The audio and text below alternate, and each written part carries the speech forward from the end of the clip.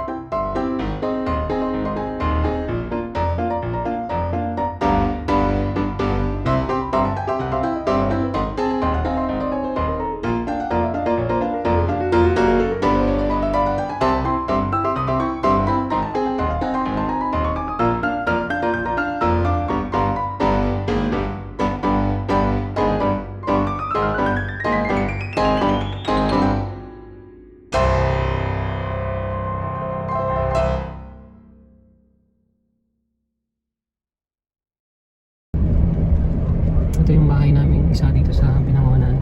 Siguro may nakikipark. So yan yan. Ayan, may St. Monique Water Station, Churbanes. So yan. Yung cortina natin.